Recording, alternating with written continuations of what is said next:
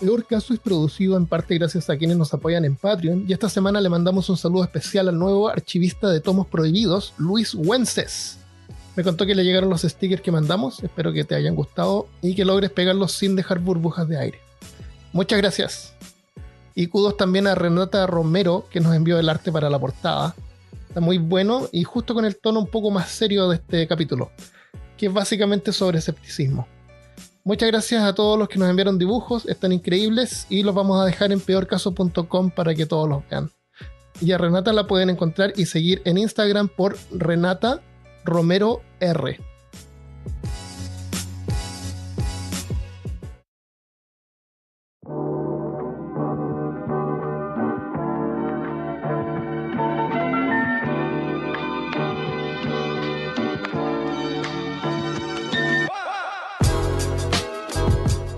Bienvenido y bienvenida al episodio número 57 de Peor Caso. En este episodio, la mente científica de Lovecraft. Hablándote desde los lugares más pseudociencia ficticios de Austin, Texas, soy Armando Loyola, tu anfitrión del único podcast que entretiene, educa y perturba al mismo tiempo. Junto a mí esta semana está Christopher Kovacevic y vamos a hablar de Lovecraft en un episodio medio informal. Vamos a hablar de Lovecraft esta semana. Vamos a hablar de Lovecraft específicamente. Sí. Pero no tenemos ni nada así como un tema grande, sino que vamos a hablar de algunas cosas hacia el final de su vida. Sí. Más o menos. Y no de las historias de Lovecraft.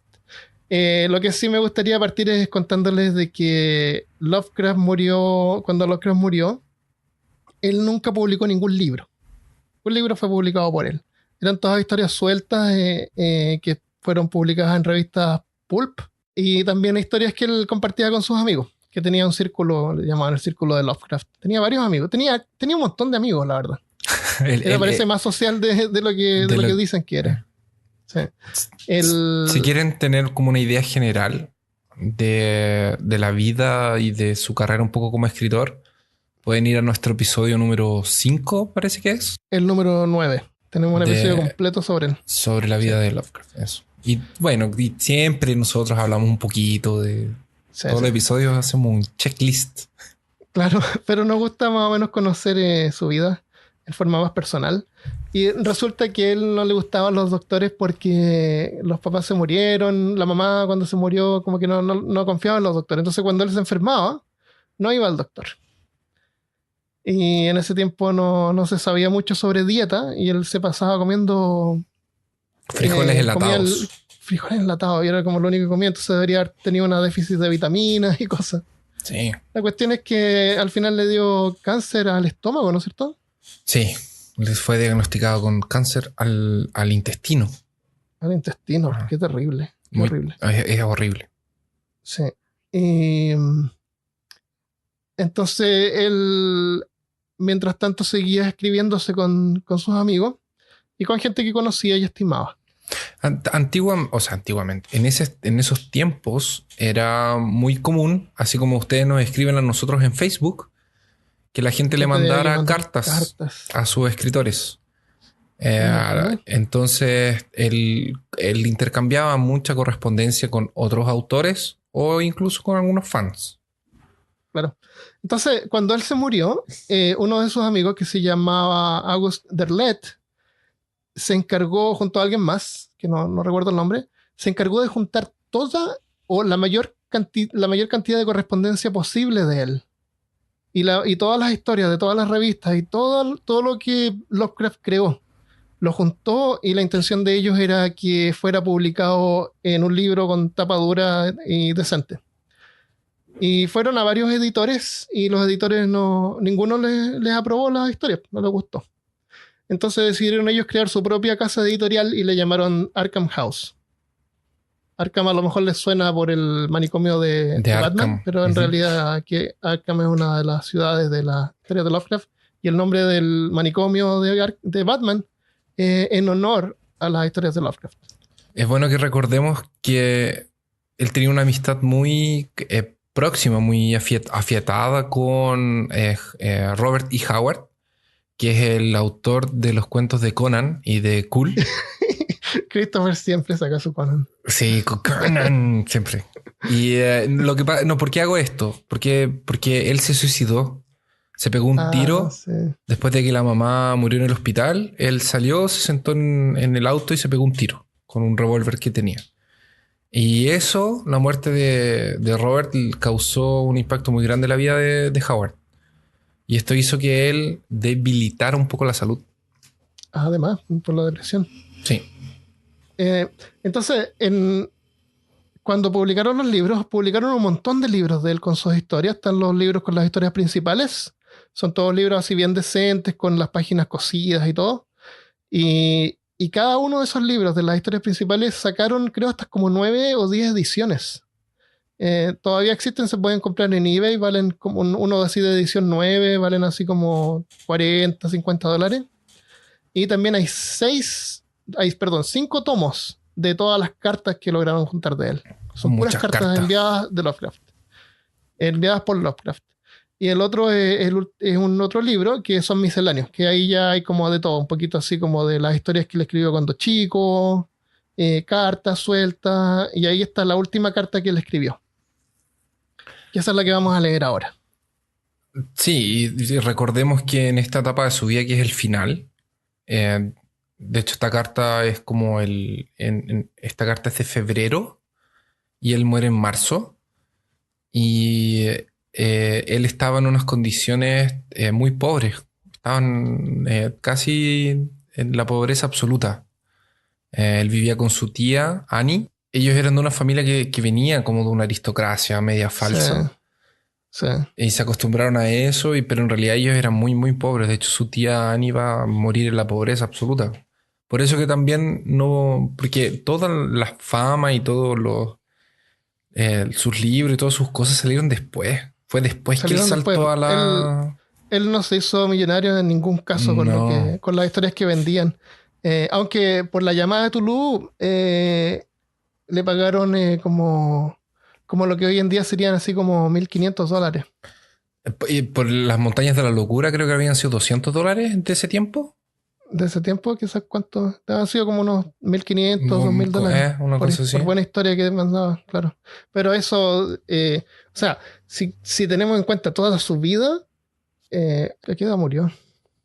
Él murió a los 47 años. 47 años, o sea, una vida productiva de unos 40 años, de unos 35 años que pudo haber trabajado o producido. Y no logró hacer mucho. Así que bueno, fue triste, fue lamentable, y eso pasa con la mayoría de los genios y los escritores famosos, que su fama les llega después de que se fueron. Están adelantados en su tiempo y son incomprendidos. ¿Leo la carta? Comienzo. Esta carta es de Howard Philip Lovecraft a Niels H. Fromm. No sabemos quién es Niels H. Fromm, pero por lo que dice la carta parece que nos vamos a hacer una idea más o menos de qué tipo de persona era. La carta fue enviada el 8 de febrero de 1937 y Lovecraft murió el 15 de marzo de 1937, o sea, un poquito más de un mes después. Lo otro que vamos a aclarar es que vamos a ir parando de repente para poder explicar cosas, y el lenguaje que usa es un lenguaje particular de él y también un lenguaje que se usaba en esa época, entonces es como medio raro de repente. Es casi 100 años atrás, entonces... Claro. Y esta traducción la hizo Armando, por si acaso. Sí, pero trate de hacerlo lo más fiel al lenguaje original posible, no cambien nada como para tratar de modernizarlo o normalizarlo. No, lo digo porque no está en español. Creo que sí, no existe hasta ahora, porque la vamos a publicar ahí también en la página para que la lean. En inglés y en español. Sí. La Michelle, mi señora, se encargó de transcribirla del libro y yo la traduje. Sí. Ya. Con respecto a las visiones del universo y sus fenómenos, mis ideas ciertamente parecen diferir bastante diametralmente de las que usted ha poseído hasta ahora. Sin embargo, puedo asegurarles que son simplemente las ideas normales sostenidas por estudiantes serios de ciencias y reflejadas en la mayoría de los libros por las autoridades responsables. Debe darse cuenta de que lo que los tabloides de ciencia ficción baratos presentan no es ciencia real. Estos tabloides son las revistas Pulp. Claro, los tabloides son las revistas Pulp. Hoy día no existen, pero era como la típica esa revista del niño del Bad, del niño murciélago, ¿te acuerdas? Sí, que era una coletánea de historias de varios autores.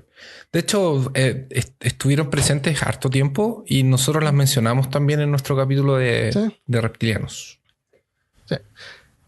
Es simplemente un romance y un sueño diurno basado en teorías científicas escuálidas.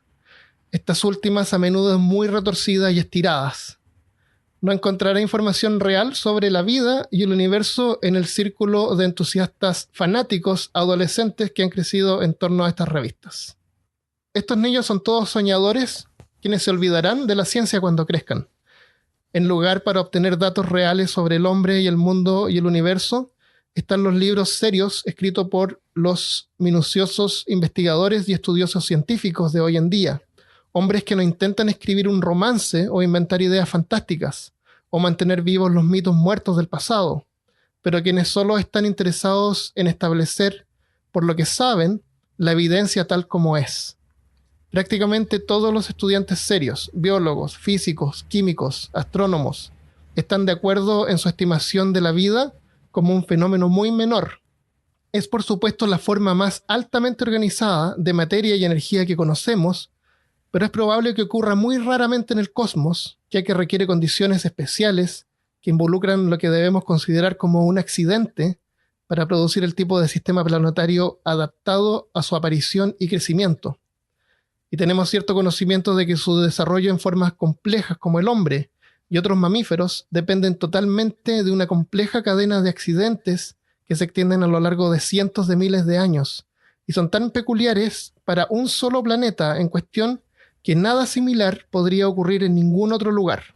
Aquí están hablando de la vida en otros planetas y de generar vida en otros ambientes fuera de la Tierra.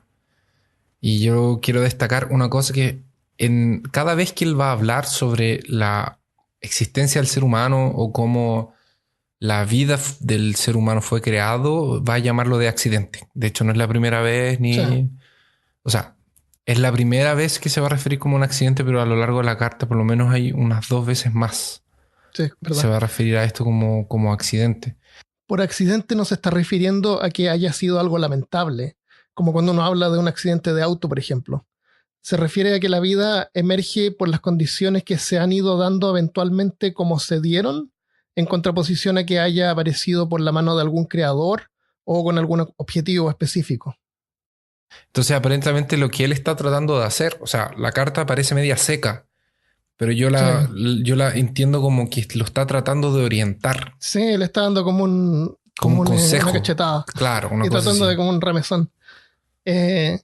Yo creo que lo que él quiere decir aquí es que en las típicas historias del espacio que vienen los extraterrestres, y los extraterrestres son humanoides, son como iguales que nosotros, pero más grandes, o hablan, qué sé yo, es como eso, que es ilógico pensar de que seres de otro planeta van a ser como nosotros, o siquiera respirar oxígeno. O como la vida aquí en general. O como la vida en general, ni siquiera el ADN podría existir en otras partes. Sí. Y ella aclara, dice, eso no quiere decir que alguna forma de vida altamente compleja no pueda crecer en algún otro planeta, en alguna otra galaxia, pero simplemente es imposible decir que una forma de vida alienígena se parezca en algo a nuestras formas superiores terrestres. Por superiores se refiere a los mamíferos y a los humanos. No que seamos los más superiores en todo el universo. Claro, pero sí somos una forma de vida superior.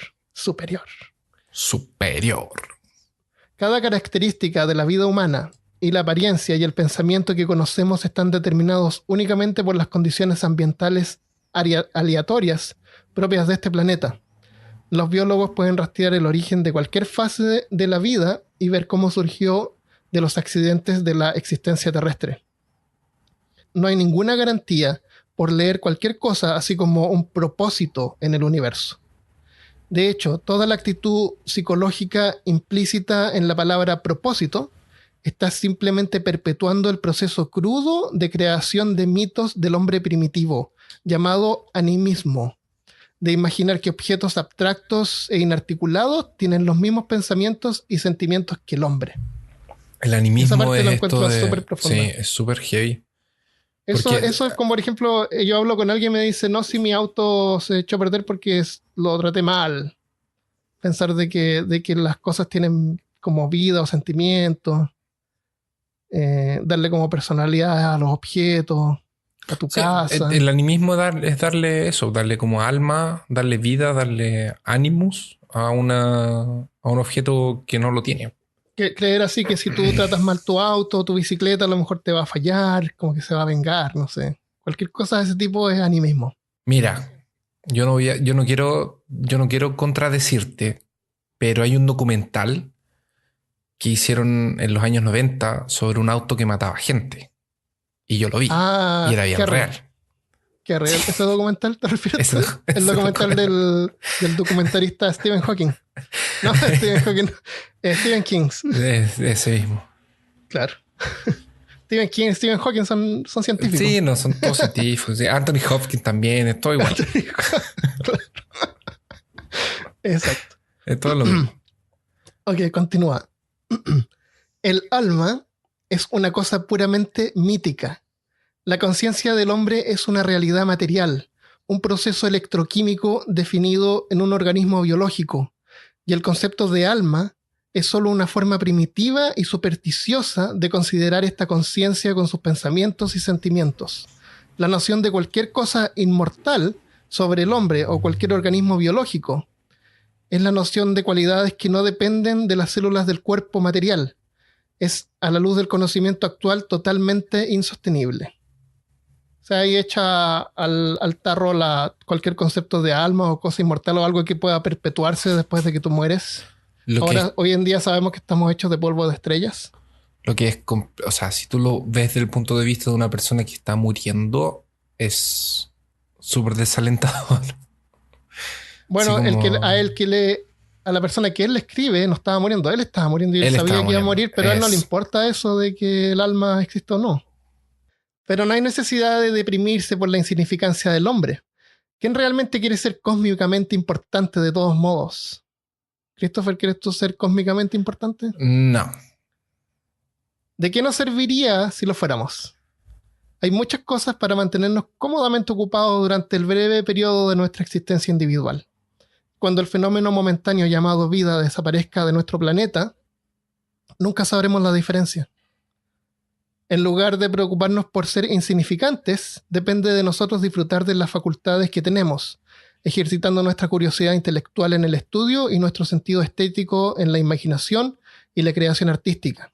O sea, de alguna forma le está diciendo que no se preocupe por esas cosas tan grandes y como que viva su día a día. Como que exactamente. Le dice, hay tantas cosas ahora y que están a tu alcance en las que tú puedes usar tu mente y crecer y practicar, que no tienes que andar quedándote pensando en grandiosidad cósmica infinita.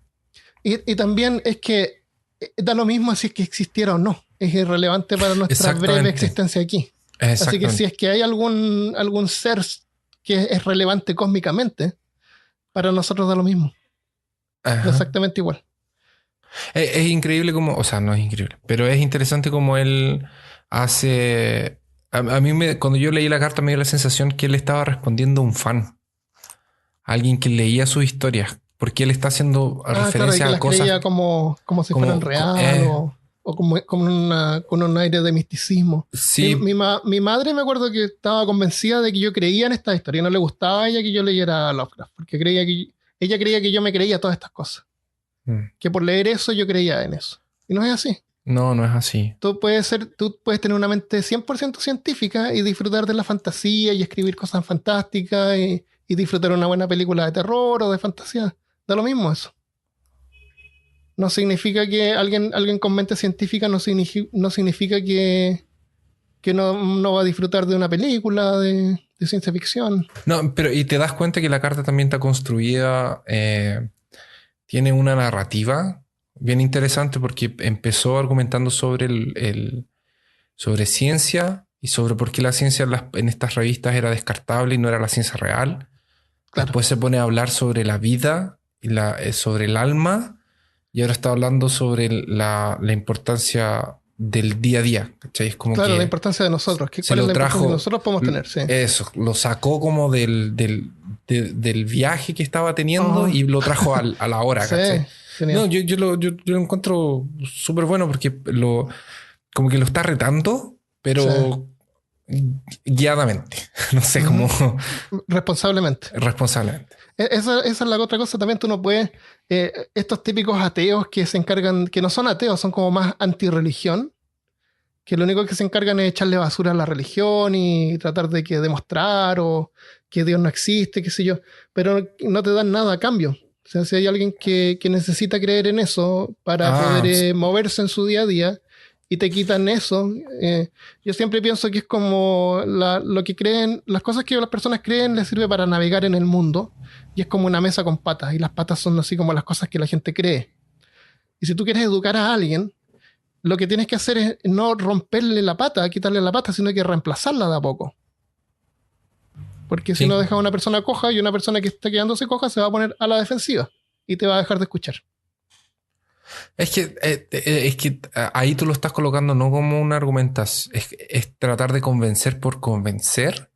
Y Claro. cuando el argumento es te voy a convencer porque yo tengo la verdad y tú no, en vez de que tenga un Eso no tiene ningún propósito, valor. no Eso no tiene, tiene ningún valor. porque hay discutir por discutir.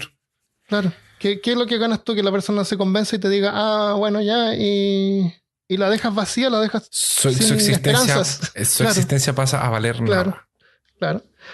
Entonces, bueno, continúa.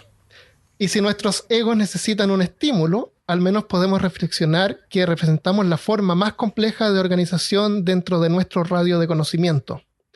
Solo somos un accidente momentáneo, pero aún así tipificamos procesos de transformación de energía mucho más sutiles y delicados que cualquier otro objeto dentro de nuestro campo de visión.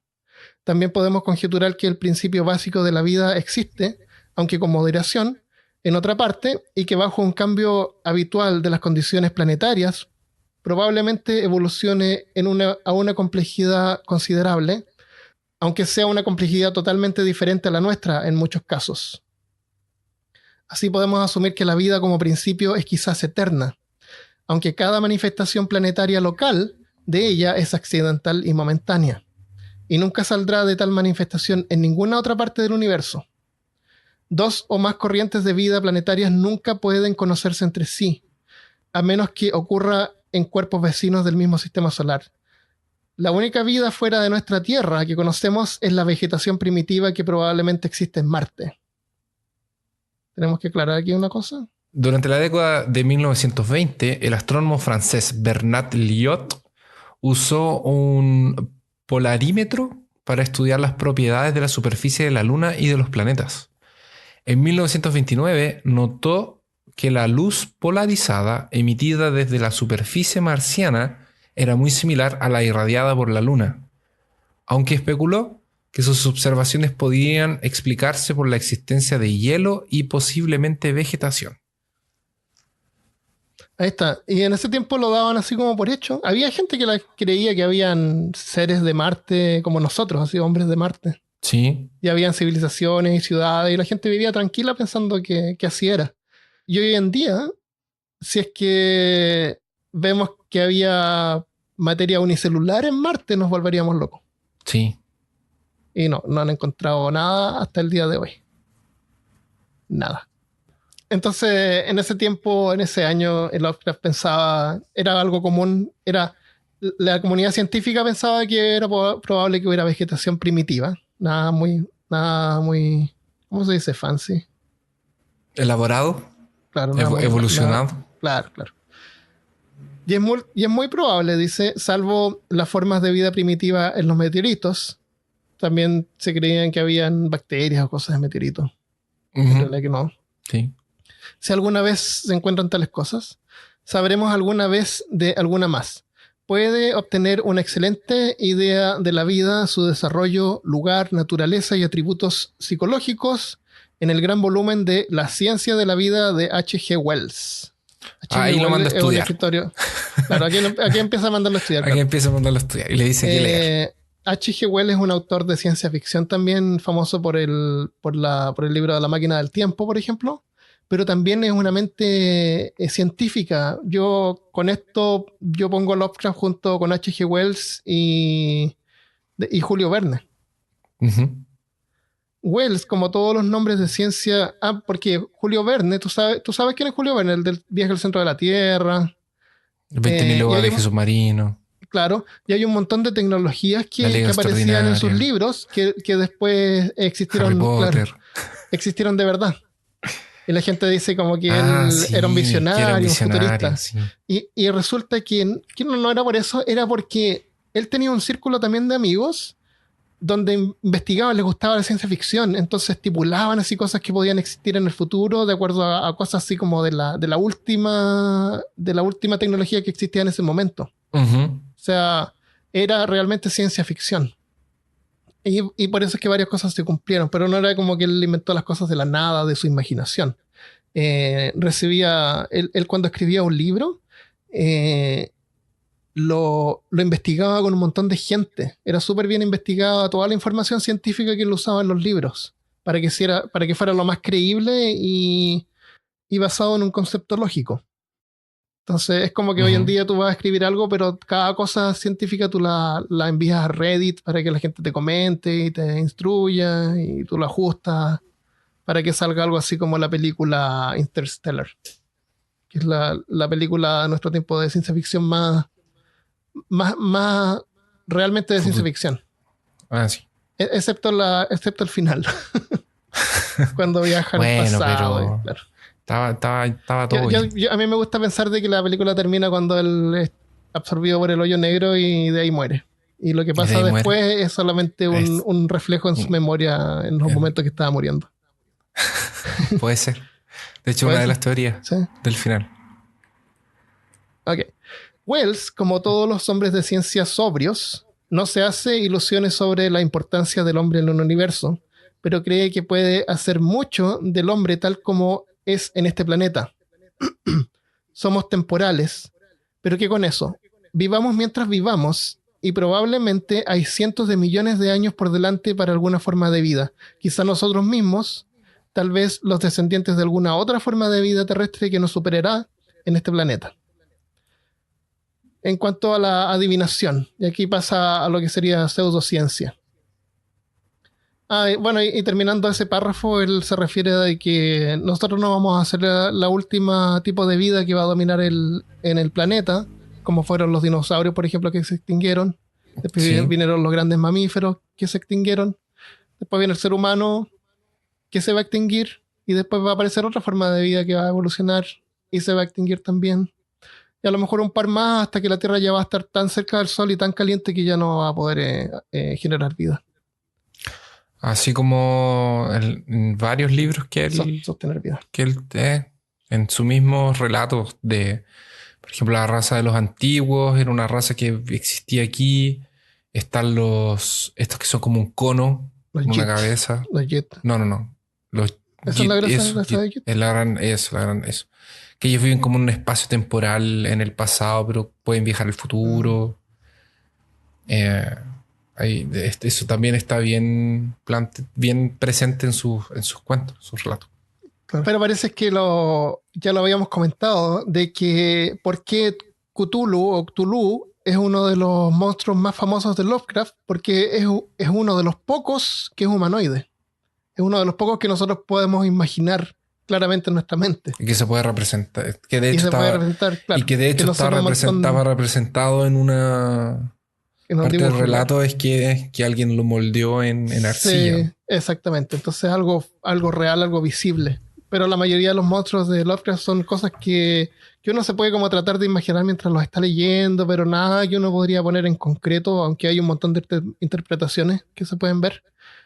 Pero eso es lo interesante. Por eso a lo mejor Cthulhu es como uno de los más famosos. Fácil de interpretar. Fácil de imaginar. Fácil de imaginar, claro. Así que si tú quieres escribir una historia de terror con un monstruo y quieres que sea públicamente exitosa, mejor tener algo que sea fácil de imaginar. ¿Como un reptil humano? Como un reptil humano, como un hombre alto con brazos largos y eterno. Como el Slenderman. Slenders. Claro, fácil de imaginar. En cuanto a la adivinación, todo lo que uno puede hacer es instarle a usar su sentido común. Está hablando a la persona.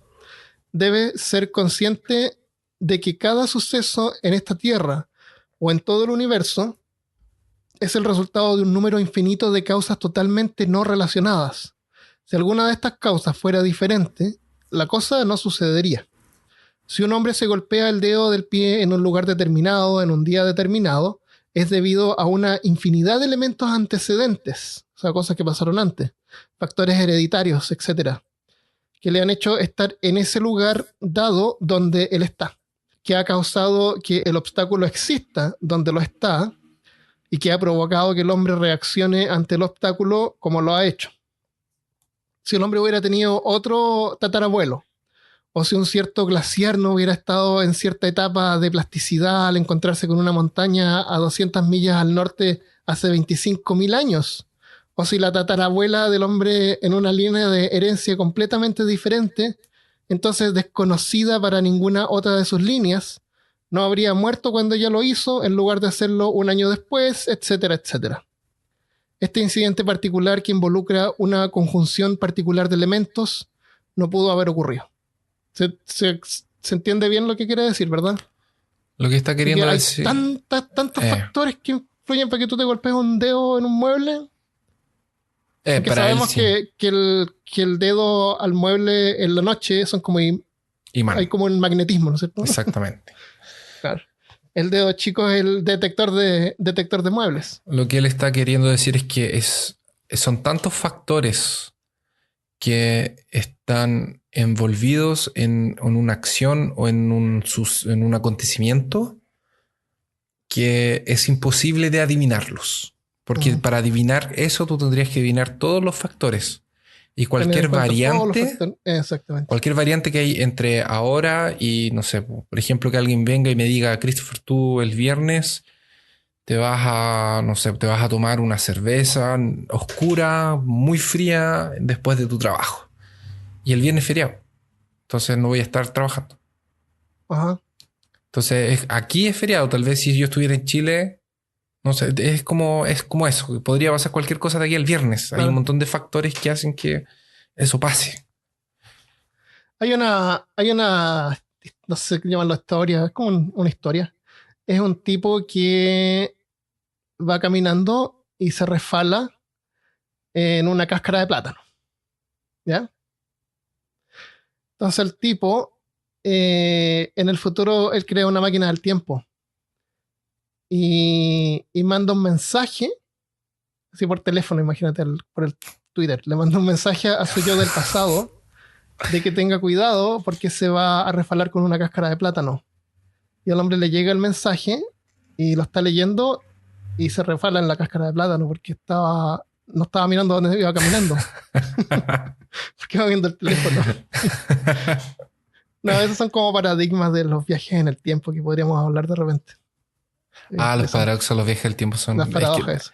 Depende depende de las reglas del viaje del tiempo si eso va a pasar. Claro. Sí, es interesante eso. Pero en la vida real, con lo que sabemos ahora y la información que tenemos disponible, hay un montón de cosas que hacen que cada cosa que ocurra. Y eso hay que tener en claro que no significa que cada cosa que ocurra es significativa y importante. Si tú tienes un mazo de cartas y tú lo revuelves, ¿cuál es el chance de que tú después de revolver el mazo de cartas te salgan las cartas ordenadas? Hay un chance, ¿no es cierto? Pero es muy bajo. ¿Cierto? Me imagino. Imagínate que tú tienes un mazo de cartas. ¿Sí? Y sacas 5 cartas. ¿Cuál es el chance de que las cartas que tú sacas sean 1, 2, 3, 4 y 5? Es súper poco, ¿no es cierto? Sí, es súper poco que te salgan todas de la misma pinta, del mismo tipo. Pero igual de la misma rareza tiene las cartas que te salen.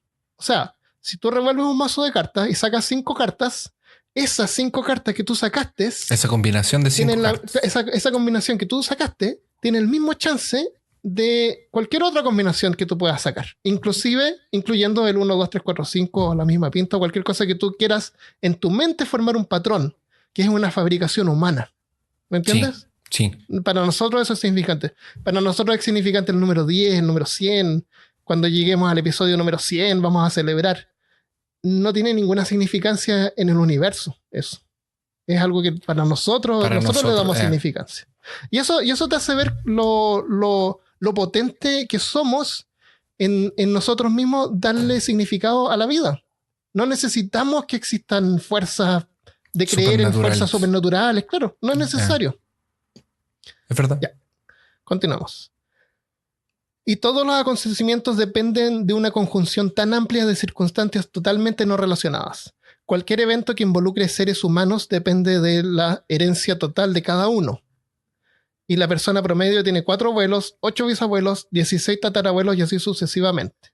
Hace 200 años los antepasados de cualquier persona estaban tan dispersos que es probable que solo una minoría haya conocido la existencia de los demás. E incluso entonces, algunos que se conocían nunca hubieran sabido que sus descendientes se unirían en matrimonio. ¿Cómo se supone que alguien en 1737 podría predecir lo que harían sus descendientes en 1937? O sea, 200 años después. No sabía cuándo se casarían sus bisnietos, ni a qué parte del mundo se mudarían. No hay absolutamente ninguna pista para el futuro, porque los eventos se componen de tantas cadenas diferentes de eventos pasados, cada uno de los cuales pueden estar ocurriendo totalmente ignorados para los espectadores de cualquier otro. Esto significa que la adivinación de un evento determinado en realidad significaría tener que saber y prever tal infinidad de eventos en el pasado que hace esta idea tan absurda que pierde cualquier sentido.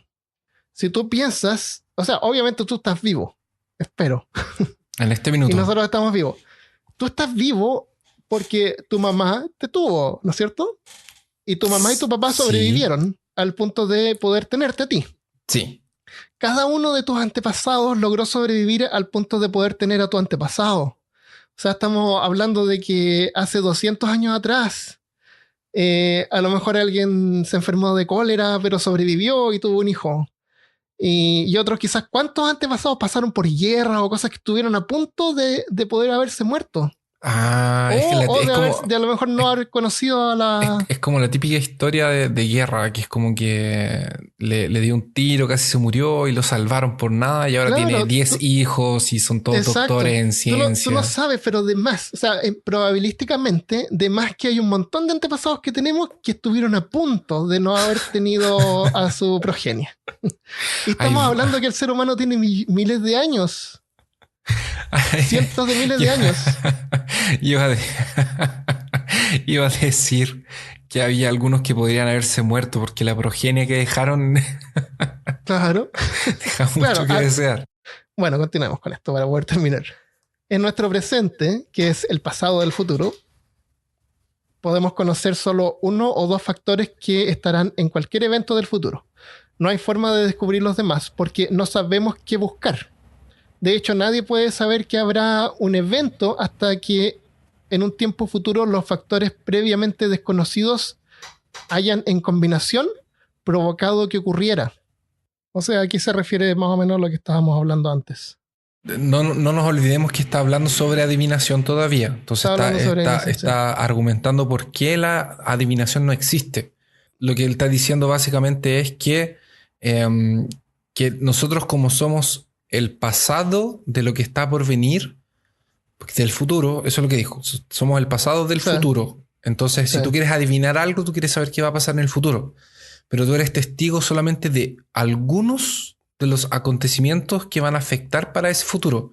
Entonces, en ese periodo de tiempo hay tantas posibilidades que no las puedes adivinar. Claro. Por ejemplo, acá, viste que ya contamos, parece que hubo problemas con el agua, llovió demasiado y por eso no había agua.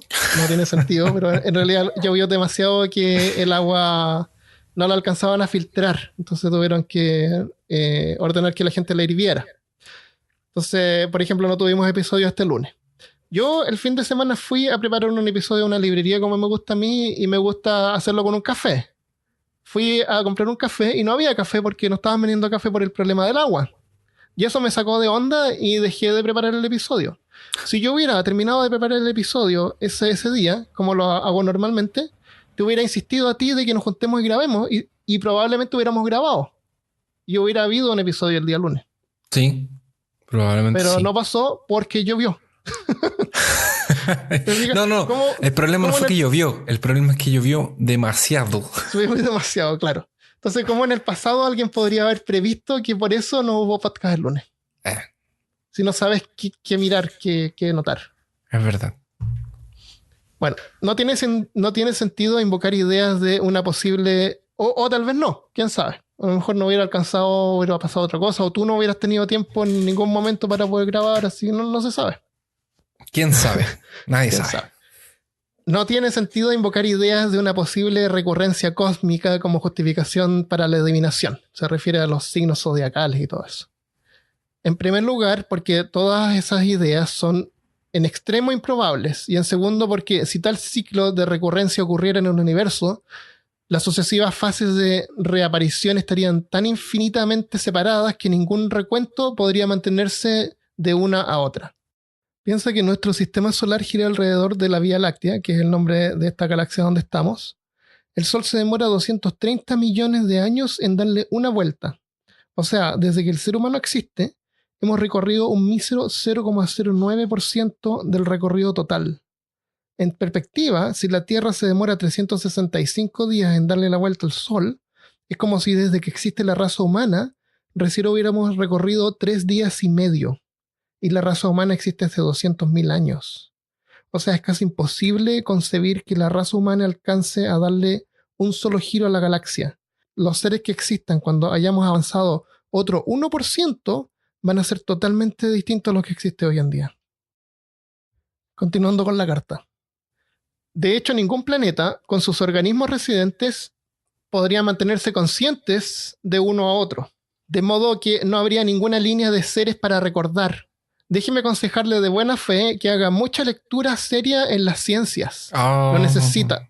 Ahí, ¿viste? Ahí se la mando. Claro, ahí se me están terminando mi argumento. Lo necesita y está tan interesado en el tema que le resultará muy agradable y valioso. Debe sacar de su cabeza muchos mitos primitivos y movimientos pseudocientíficos. Por ejemplo, no existe tal cosa como el movimiento perpetuo. Es un buen tema para un episodio. En el sentido de cualquier cosa producible en la Tierra por maquinaria. Y nunca podrá haberlo. La telepatía es otra cosa muy dudosa. La única evidencia aparente a su favor es la de los recientes experimentos de Rhine. Joseph Banks Rhine. De la Universidad de NC, que podría ser North Carolina, Carolina del Norte. Pues probablemente. Y incluso esos experimentos, a lo mejor eran experimentos así como tipo de los cazafantasmas 1, cuando le mostraba la tarjeta. Y era de ese tipo. De ese tipo. Era de ese tipo. Y aunque el tipo le achontaba, igual le daba la corriente. Igual le daba corriente. Eso mismo. Y la niña que era linda, le achontaba todo. Le achontaba todo, exacto. Le adivinaba todas las cartas, pero en realidad no. E incluso estos experimentos no son universalmente aceptados. Por cierto, Hugo Gernsback, un notorio embustero en quien nunca se debería confiar, intenta sensacionalizar la pseudociencia y es tan deshonesto en su falta de pagar a sus contribuidores que los autores reputados virtualmente le han incluido sus revistas en sus listas negras. Aquí está una lista de libros realmente sólidos sobre las ciencias que debe leer. O sea, probablemente este chico o esta persona que le escribió le tiene que haber hablado sobre Rhine y le tiene que haber hablado sobre y le dijo al tiro, no, este es un farsante. Y pensemos que está en su lecho de muerte. Sí. Y aún así tiene energías para defender la verdad. Hay una lista de libros acá que no los tradujimos y varios de estos libros son medio antiguos o desactualizados.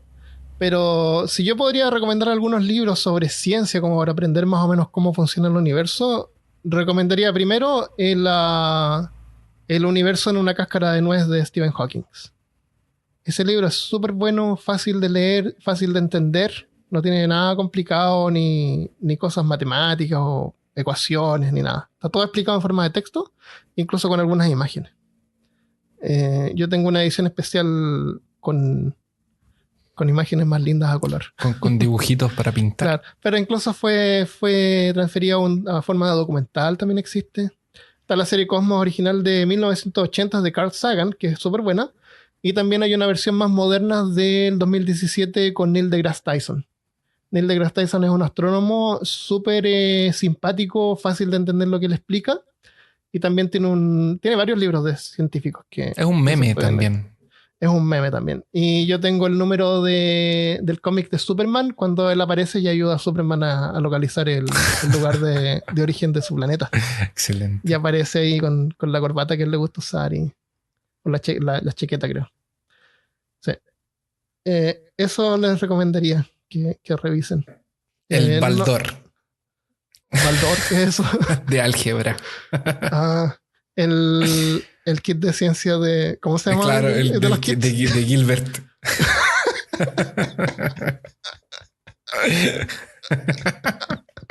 El manual de instrucciones del kit de ciencias de Gilbert. Claro. También es bien científico. Era bien científico, ¿no? Muy, muy, muy científico.